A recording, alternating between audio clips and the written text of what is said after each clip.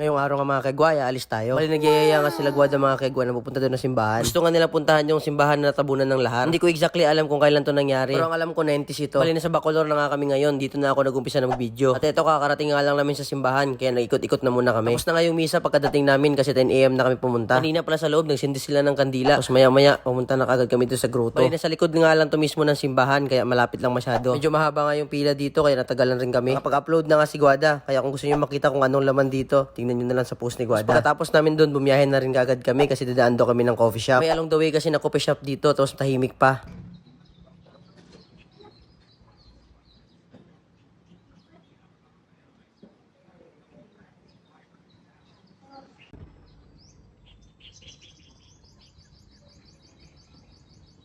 Pero pagkarating namin biglang umingay tapos nagtitok-tiktok pa sila Guada. Tumambay nga kami dito ng halos 2 oras kasi maganda yung pwesto. Tapos mahangin pa, muntik pa nga nangatulog si mama dyan. Buwanan sana namin.